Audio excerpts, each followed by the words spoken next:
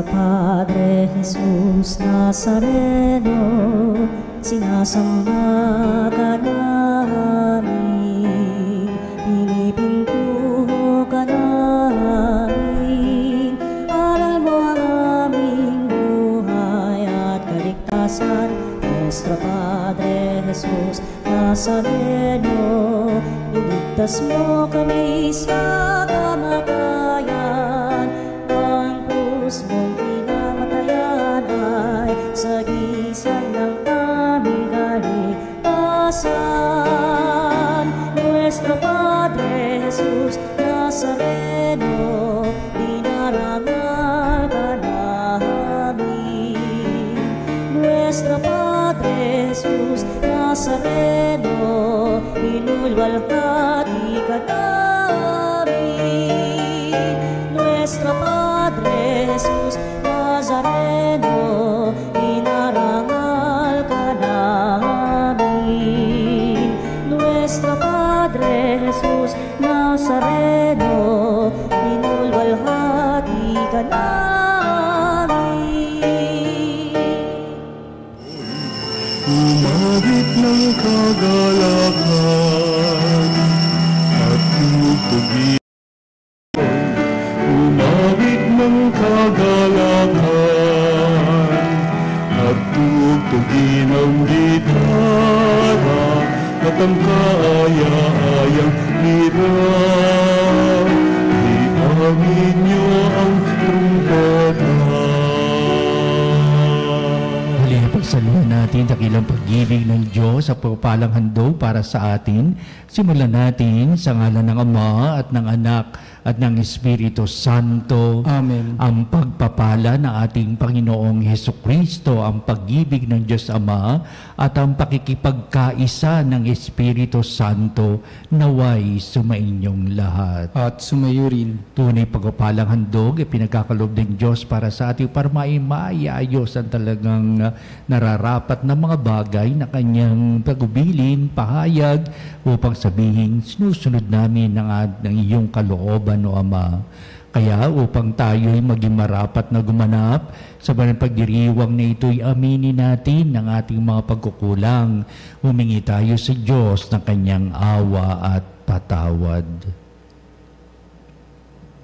Inaamin ko sa makapangyarihang Diyos at sa inyo mga kapatid na lubha akong nagkasala sa isip, sa salita at sa gawa at sa aking pagkukulang. Kaya sinasamo ko sa mahal na Birheng Maria, sa lahat ng mga anghel at mga banal, at sa inyo mga kapatid na ako'y panalangin sa Panginoong ating Diyos. Kaawan tayo ng makapangyarihang Diyos, patawarin tayo sa ating mga kasalanan at patnubayan tayo sa buhay na walang hanggan. Amen. Panginoon, kaawaan mo kami. Panginoon, kaawaan mo kami. Kristo, kaawaan mo kami. Kristo, kaawaan mo kami. Panginoon, kaawaan mo kami. Panginoon, kaawaan mo kami.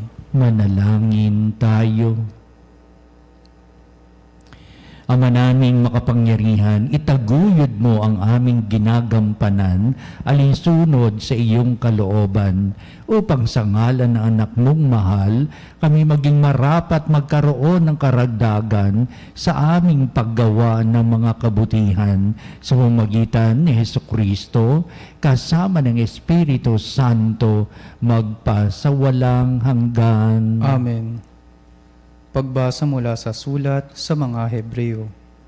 Mga kapatid, si Kristo ang tagapamagitan ng bagong tipan, sapagkat sa pamamagitan ng kanyang kamatayan, ipinatawad ang paglabag ng mga tao nung sila'y nasa ilalim ng unang tipan. Dahil dito, kakamtan ng mga tinawag ng Diyos ang walang hanggang pagpapala na kanyang ipinangako, sapagkat pumasok si Kristo hindi sa isang dakong banal na ginawa ng tao at larawan lamang ng tunay, kundi sa langit. At ngayoy, nasa harapan siya ng Diyos at namamagitan para sa atin. Ang dakilang saserdote ng mga Hudyo ay pumapasok sa dakong banal taon-taon. May dalang dugo ng mga hayop. Ngunit minsan lamang pumasok si Kristo upang ihandog ang kanyang sarili at iya'y sapat na. Kung di gayon, kailangan sanang siya'y paulit-ulit na mamatay mula pa nang matatag ang sanlibutan. Subalit, minsan lamang siya napakita. Ngayong magtatapos na ang mga panahon upang pawiin ang kasalanan sa pamamagitan ng haing kanyang inihandog. Itinakda sa mga tao na minsan lamang mamatay at pagkatapos ay ang paghuhukom. Gayon din naman, si Kristo'y minsang inihandog bilang hain upang pawiin ang mga kasalanan ng mga tao. Siya'y muling darating, hindi upang ihandog na muli dahil sa kasalanan, kundi upang iligtas ang mga naghihintay sa Kanya. Ang salita ng Diyos. Salamat sa Diyos. Umawit sa Diyos ng awa, ang gawain niya'y dakila. Umawit sa Diyos ng awa, ang gawain niya'y dakila.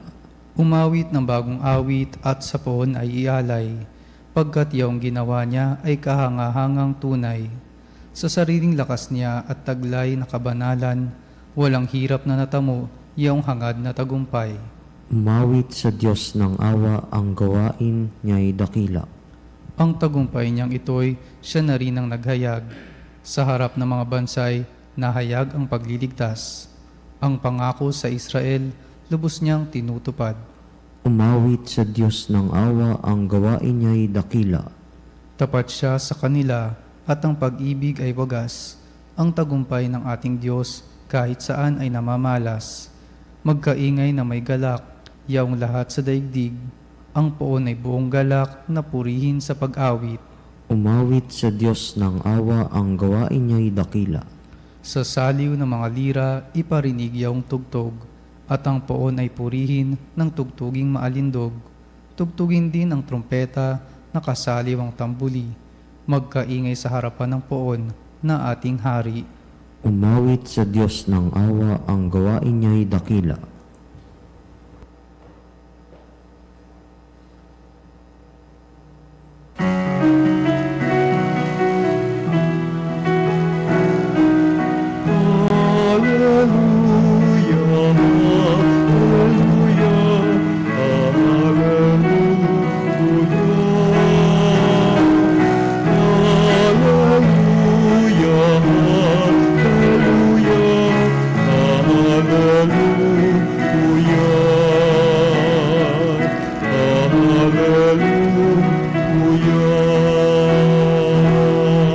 Sumainyo ang Panginoon At sumayo rin. ang mabuting balita ayon kay San Marcos. Papuri sa iyo, Panginoon.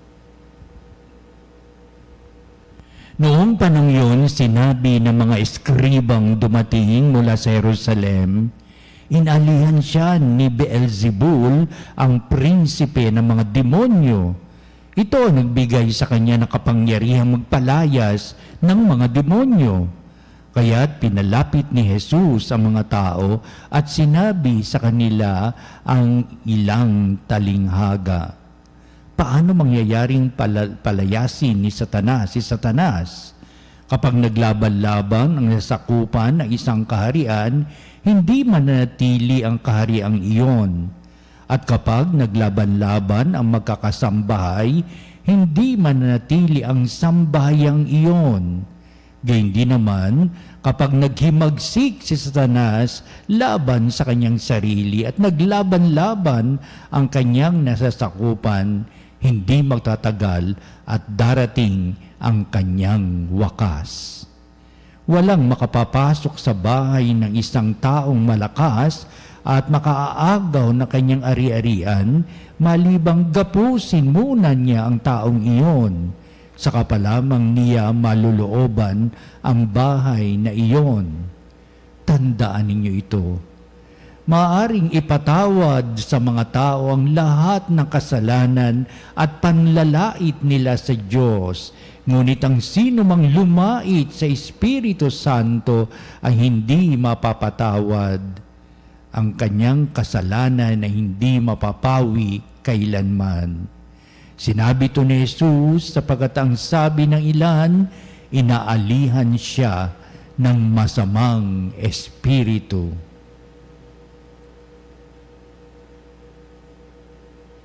ang mabuting balita ng ating kaligtasan. Pinupuri ka namin, Panginoong Hesukristo.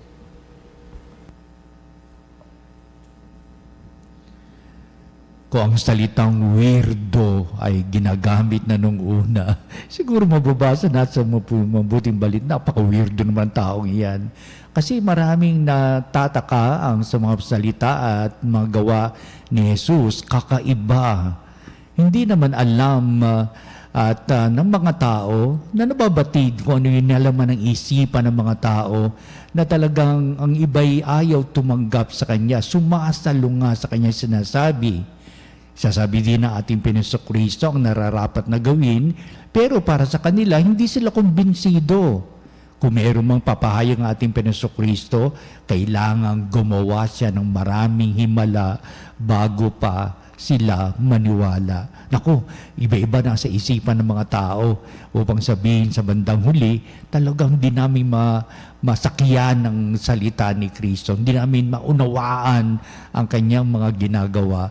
Weirdo siya yung magbagay na ganito. Kaya tuloy, sasabihin ng mga iskriba, inaalihan siya ni Beelzebul, inaalihan siya ng demonyo. Kaya ito yung mga binitiwang mga salita ng mga iskriba na oo, alam nila kung ano yung nilalaman ng batas. Ang gusto nila, ang mga salita ni Kristo ay kaugnay sa kanilang mga pamamaraan ng pagpapaliwanag sa pamamagitan ng batas. Mayroon man si Kristo na ganito batas ng pag-ibig ng Diyos. Pero sa mga iskriba, oo, meron yan, batas ng pag-ibig, pero hindi ito limelight ng kanilang mga pagpapaliwanag, hindi sa batas ni Moises, hindi ganito sila mangangaral sa mga tao tungkol sa pag-ibig ng Diyos, sapagkat meron silang pamamaraan kung paano ang batas ay ipaiiral sa mga tao, at sila mismo magkokorek sa mga tao.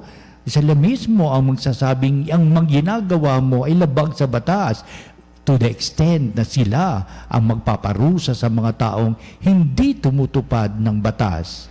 Kaya nga gusto nilang hulihin si Kristo sapagkat ang kanilang pagkatingin kay Kristo, tinamutong si Kristo nito, hindi siya sumusunod sa batas, kailangan siyang ipapatay. Kailangan supilin ang ganitong mga tao sapagkat ang kanya may sinasabi ay tunay na labag sa batas ni Moises. Tingnan ninyo kung ano yung kahidwaan ng puso't kalooban ng mga tao na ang hinahangad sa kapwa nila ay ang kapahamakan, even to the extent of saying, we want the dead body of that person, even to the extent of wishing the death of a person. Tingnan ninyo ang minsan ba ang nilalaman ng puso't kalooban ng mga tao sa kanyang pagkilala, pagtatasa dito sa taong kanyang kaharap. Kaya napahayag na ating tuloy ang mga bagay na nilalaman ating mabuting balita. Paano mangyayari yon? Kung si Satanas ay lalaban sa kapwa kay Satanas, hindi ba mabubuwag ang kaniyang kaharian?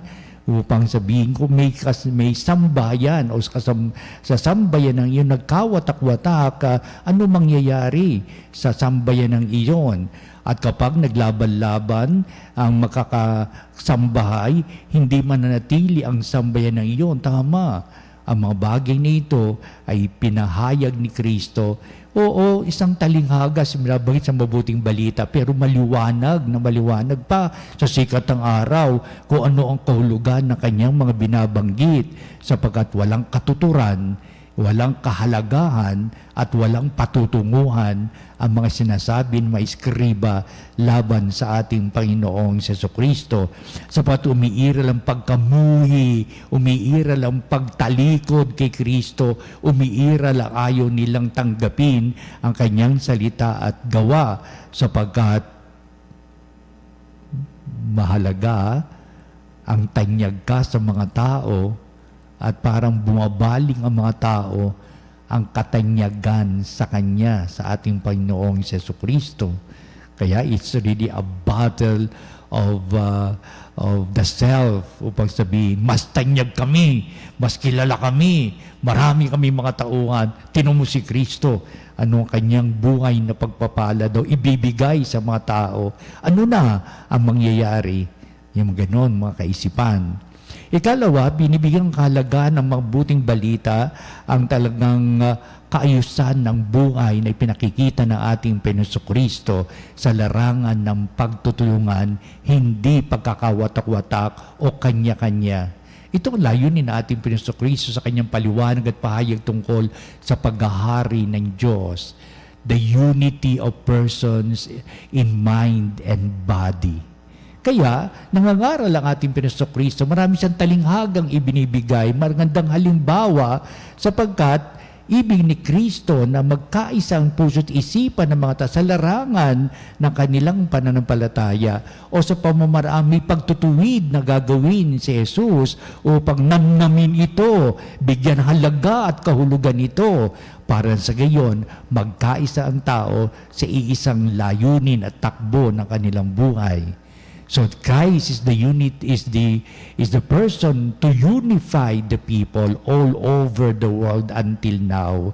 Na nakikita ni Kristo, maraming nagkakawatak-watak, maraming nasisirang pamilya, maraming tumatalikod sa kanilang mga tungkulin, pinababayaan ang kanilang mga mahal sa buhay, at napakarami pang mga hidwaan na nangyayari.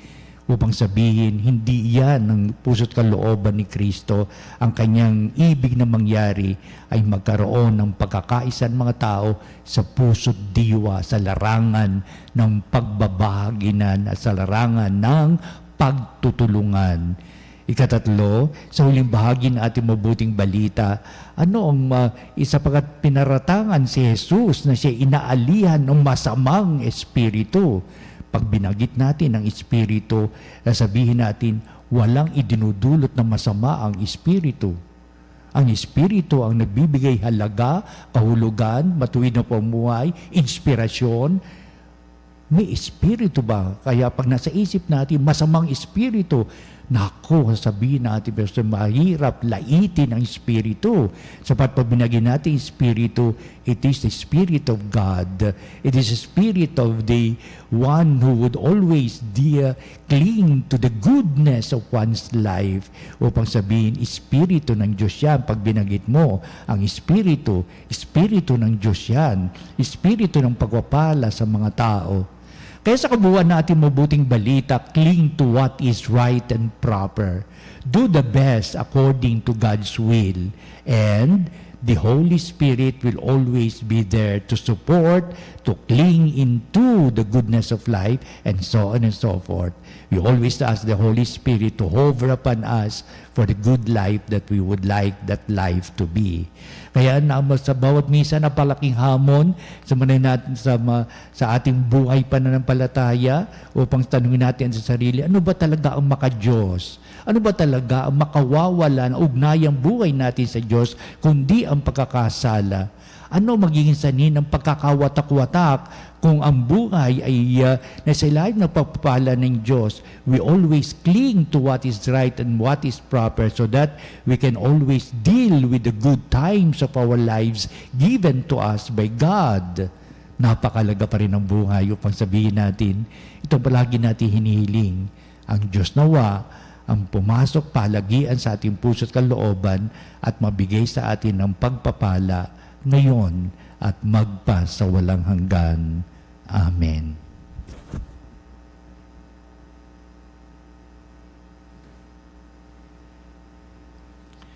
Mga banali, natin ang halaga at kahulugan ng aral ng mabuting balita upang mabigay ng pagpapala para sa tanan at kaayusan sa mga hidwaan at maipahayag ang katotohanan sapagkat ang katotohanan ay pag-ibig. Ang ating pong itutugon sa bawat panalangin. Panginoon, dinggin mo ang aming panalangin. Panginoon, dinggin mo ang aming panalangin.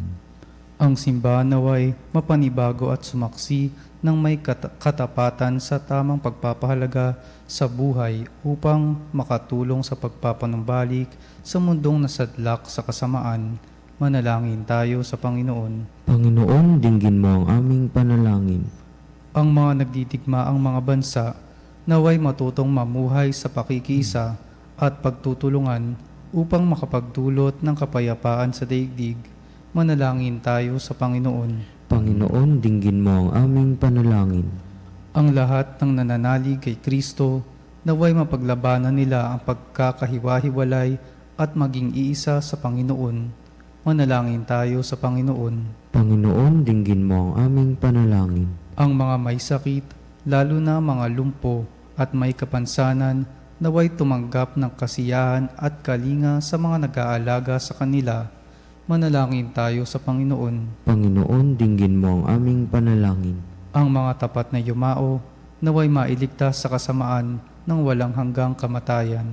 Manalangin tayo sa Panginoon. Panginoon, dinggin mo ang aming panalangin.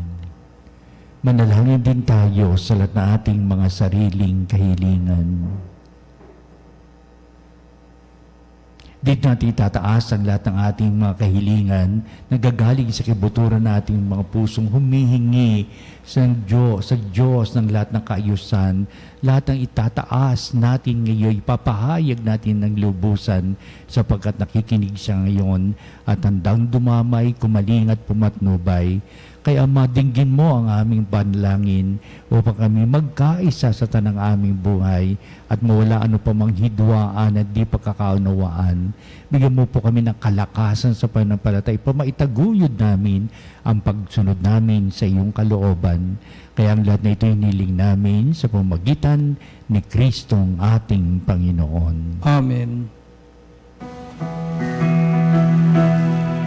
Ang himig mo, ang awit ko, lahat ng ito'y nagmula sa iyo. Muling ihahandog sa iyo, buong puso kong inaalay sa iyo. O Diyos na Panginoon, lahat ay biyayang aming inampon, aming buhay at kakayahan. Ito'y para lamang sa iyong kalwalhatian.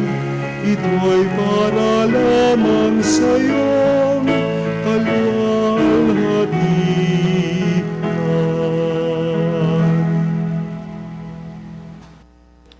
Manalangin kayo mga kapatid upang itong ating paghahain ay maging kalugod-lugod sa Diyos amang makapangyarihan. Tanggapin nawa ng Panginoon itong paghahain sa iyong mga kamay, sa kapurihan niya at karangalan sa ating kapakinabangan at sa buong sambayanan niyang banal. Ama naming lumikha, tanggapin mong malugod ang aming mga handog, ngayong ang kabanalan na iyong dulot. Kami sumasamo sa iyo't lumuluhog upang kaligtas ay iyong ipagkaloob sa pamamagitan ni Jesucristo, kasama ng Espiritu Santo, magpasawalang hanggan. Amen. Sumainyo ang Panginoon. At sumayo rin. Itaas sa Diyos sa inyong puso at diwa. Itinaas na namin sa Panginoon. Pasalamatan natin ang Panginoong ating Diyos. Marapat na siya ay pasalamatan. Ama naming makapangyarihan, tunay ang marapat na ikaw ay aming pasalamatan. Inalud mong likain ang sanglibutan na iyong pinagbabago at idinarangal sa pamamagitan ng iyong anak na kinalulugdan, kaya't utang na loob ng iyong mga itinatangi at ng mga banal na kapiling mong lagi ang iyong paggiliw at pagkakandili. Kaya kaisa ng mga anghel, nagsisiawit ng papuri sa iwalang humpay sa kalangitan, kami nagbubunyi sa iyong kadakilaan.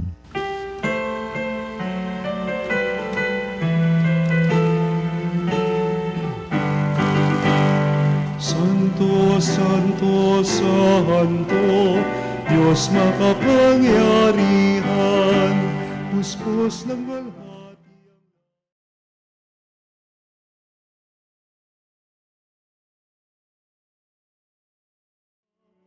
Sa narito sa ngalan ng Panginoon. Hosanna, Hosanna sa kaitaasan. Hosanna, Hosanna sa kaitaasan.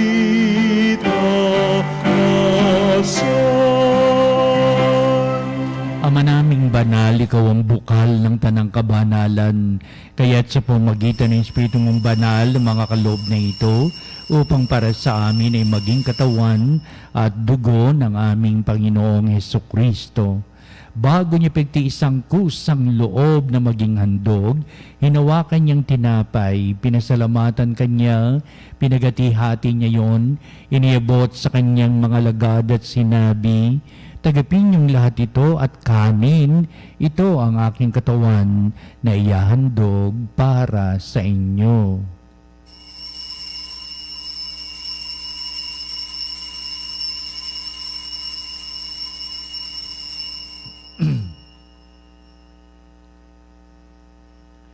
Gayun din naman, pagkatapos ng hapunan, hinawakan niya ang kalis, muli kanyang pinasalamatan, inibot niya ang kalis sa kanyang mga lagad at sinabi, "Tagapin niyong lahat ito at inumin ito ang kalis ng aking dugo, ng bago't walang hanggang tipan. Ang aking dugo na ibubuhos para sa inyo at para sa lahat sa ikapagpapatawad ng mga kasalanan. Gawin niyo ito sa pag-alaala sa akin."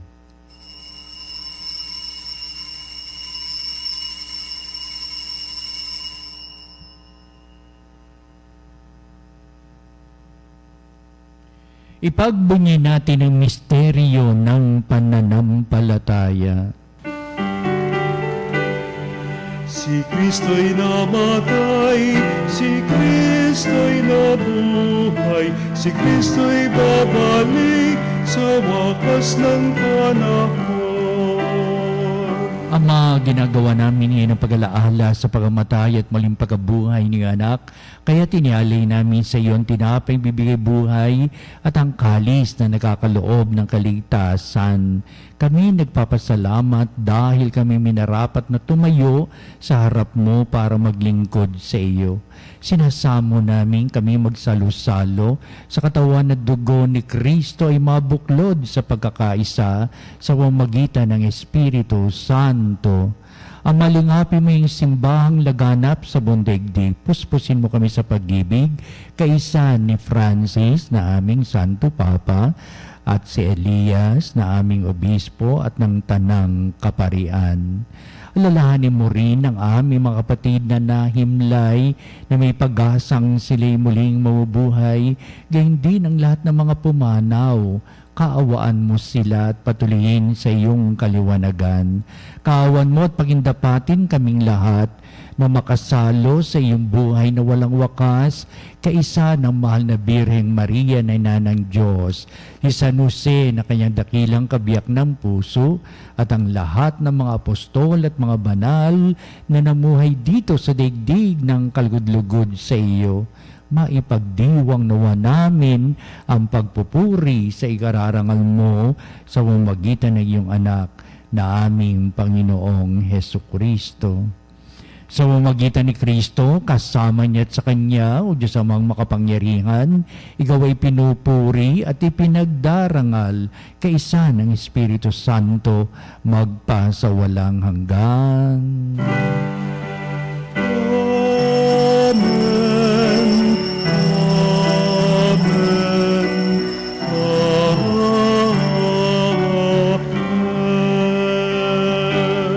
Pagpapalang handog sa tuwin ay makararating sa pusong nagbibigay halaga sa matuwid na pamumuhay. Ating ngayong awitin ang panalangin tinuro sa atin na ating Pinasakristo ang Ama namin. Ama namin, sumasalangit ka, sambahin ang ngalan mo. Mapasa amin ang kaharian mo, sundin ang loob mo dito sa lupa para nang sa langit. kami ng aming kakanin sa araw-araw at patawarin mo kami sa aming mga sala para ng pagpapatawad namin sa nagkakasala sa amin, at huwag mo kami ipahintulot sa tukso, at iadya mo kami sa lahat ng masama. Hinihiling namin kami, Diyos, sa lahat ng masama, pagkalooban ng kapepen araw-araw, iligtas sa kasalanan at iliyo sa lahat ng kapahamakan, samantalang aming pinananabikan ang dakilang araw ng pagpapahayag ng tagapagligtas naming si Hesu Kristo. Sapagkat iyong kaharian at ang kapangyarihan at ang kapurihan, magpakailanman. Amen. Panginoon Kristo, sinabi mo sa mga apostol, kapayapaan ang iniiwan ko sa inyo, ang aking kapayapaan ang ibinibigay ko sa inyo. Tunghayan mo ang aming pananampalataya at huwag ang aming mga pagkakasala. Pagkalooban mo kami ng kapayapaan at pagkakaisa ayon sa iyong kalooban, kasama ng Espiritu Santo, magpa sa walang hanggan. Amen. Ang kapayapaan ng Panginoon ay laging sumainyo. At sumayo rin. Magbatian tayo at magbigay ng kapayapaan sa isa't isa. Peace be with you. Peace be with you.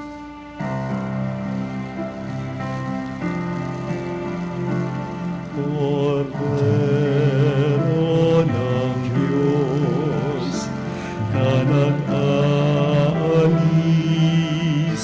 ng mga kasalanan ng mundo, maawa ka sa amin. Kordero ng Diyos na nag-aalis ng mga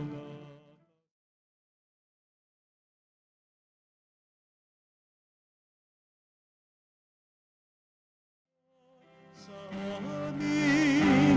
Kordero ng Diyos na nag-aalis ng mga kasalanan ng mundo, ipagkaloob mo ninyo sa amin ang kapayapaan.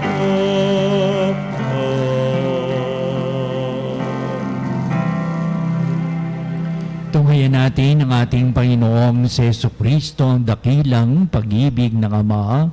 Siya na nag-aalis ng mga kasalanan ng sanglibutan, mapalad na matinatawag sa piging ng Kordero. Panginoon, hindi ako karapat-dapat na magpatuloy sa iyo, ngunit sa isang salita mo lamang ay gagaling na ako.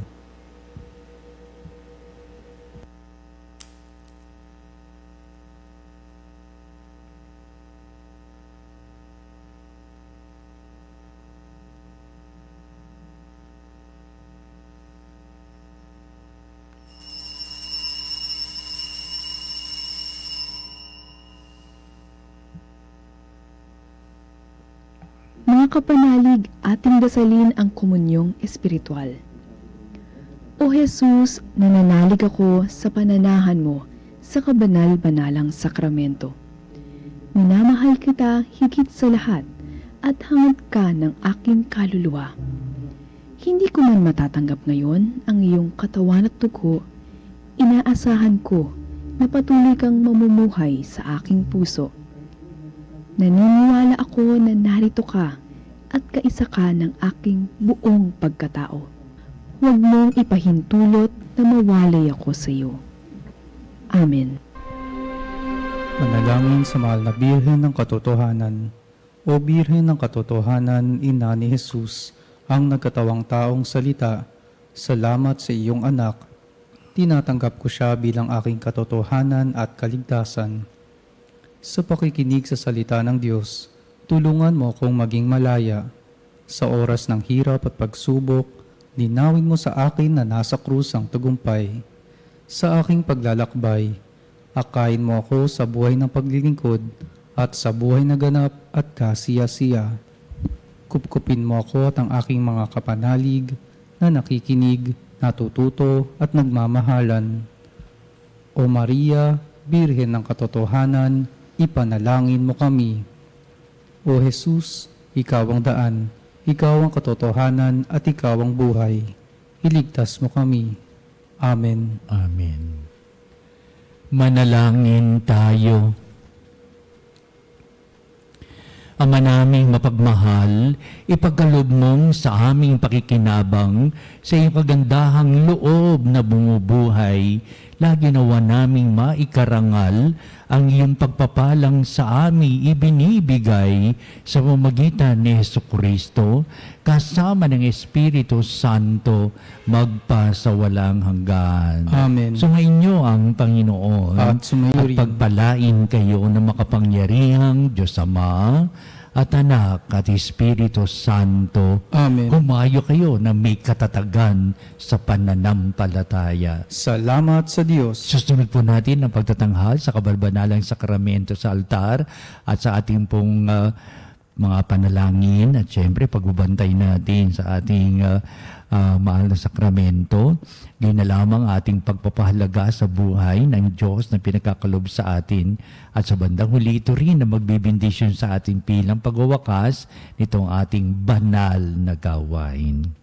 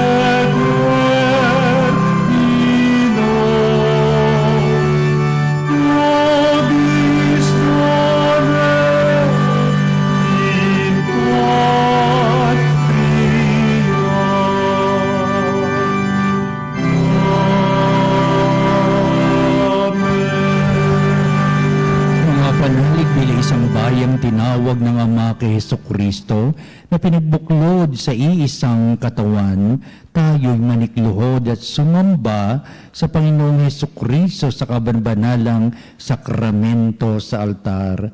Sa sandaling ito ng pagpupuri at pagsamba sa banal na sakramento, alalahanin natin ang ating mga kapanalig na kasama natin ngayong nakikinig at nakasubaybay sa ating himpilan.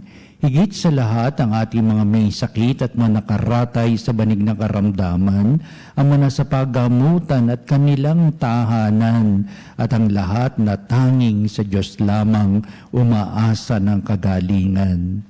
Gayun din, panalangin natin ang mga nanghihinaan sa kanilang pananampalataya, ang mga nakararanas sa matinding kalungkutan, takot at pangamba, at mga nawawalan ng pag-asa at lakas ng kalooban. O Diyos, halina at kami tulungan. O Panginoon, magmadali ka sa iyong pagdamay.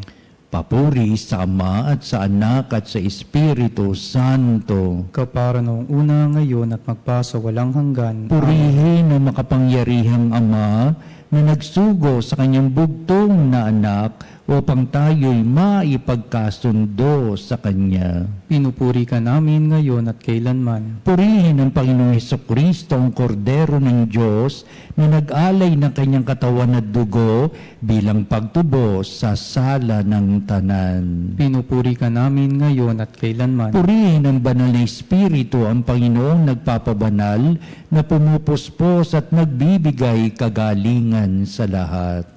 Pinupuri ka namin ngayon at kailanman.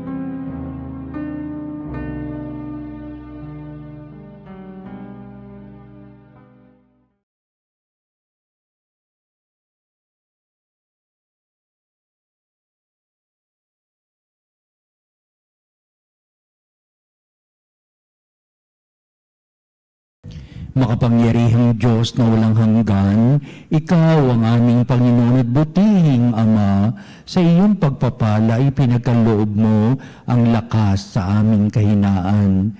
Tunghayan mo po ng may kagandahang kalooban ang iyong mga lingkod na may sakit at karamdaman, ang mga nababalisa at nawawalan ng pag-asa, ang mga natatakot at nalulumbay, at na may matitinding suliraning taglay at pinagdaraan ng hirap sa buhay, mga nasa bingit ng kamatayan. Pagalingin at aliwin mo po sila sa kanilang mga karamdaman at ibalik sa kalusugan at kapanatagan ng kalooban upang mabatid nila ang iyong kabutihan at sila'y magpasalamat sa iyong banal na pangalan. Hinihiling namin ito sa pamamagitan ni Kristong ating Panginoon. Amen. Panginoon, nagsusumamo kaming dalawin ang tahanang ito at alisin mula rito ang lahat na mapanirang kapangyarihan ng kaaway. Mananawa rito ang iyong mga anghel at banal upang panatilihin kami sa kapayapaan at sumaamin nawang lagi ang iyong pagpapala. Hinihiling namin ito sa pamamagitan ni Kristo ang ating Panginoon. Amen. Gawaran nawa tayo na makapangyarihang Diyos ng kapanatagan ng kalooban at mapayapang buhay. Amen.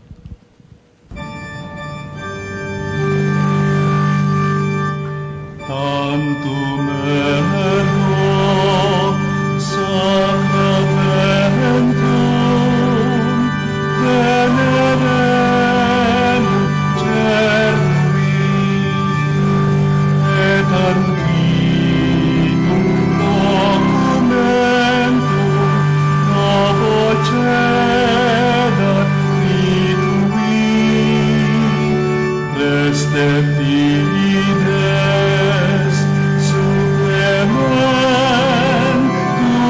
sensum defectui genitori genitoque lauset jubilatio salus honor virtus coque siret benedictio occidenti abut noque comporsi laudatio.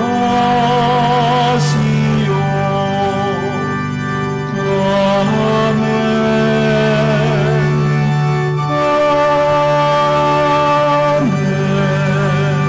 Panem de cielo, prestatisti eis. Omne delectamentum in sea bente. Oremus.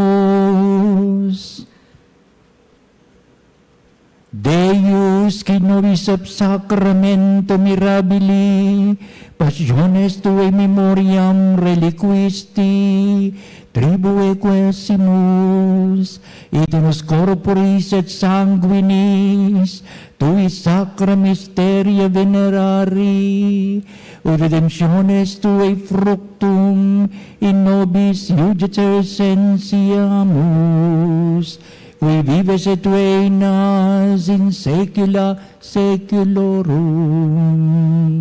Amen.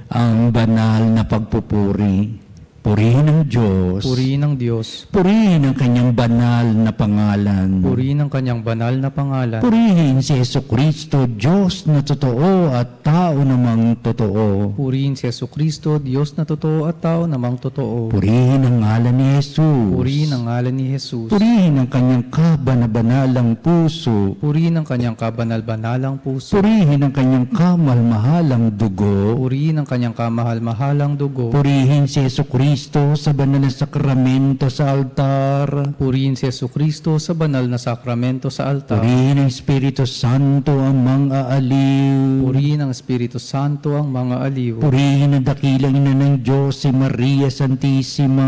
Purihin ang dakilang ina ng Diyos si Maria Santissima. Purihin ang kalsinisang paglilihi sa Kanya. Purihin ang kalinis-linisang paglilihi sa Kanya. Purihin ang kanyang malalhating pag-aakyat sa langit. Purihin ang kanyang maluwalhating pag-aakyat sa langit. Purihin ang ngalan ni Maria, Birhen at Ina. Purihin ang ngalan ni Maria, Birhen at Ina. Purihin si San Jose, ang kanyang kalsinisang esposo. Purihin si San Jose, ang kanyang kalinis-linisang esposo. Purihin ang Diyos sa kanyang mga anghel at mga santo. Purihin ang Diyos sa kanyang mga anghel at mga santo.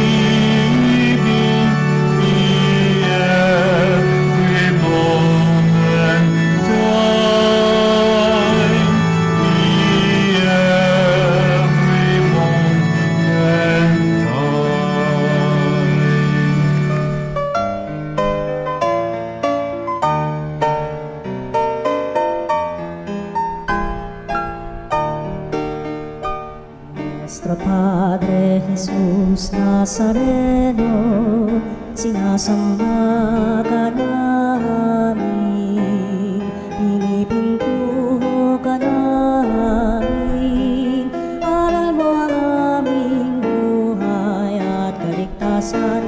Nuestro Padre Jesus Nazareno, iligtas mo kami sa kamatayan, ang krus mong pinamatayan ay sagisag ng aming kaligtasan.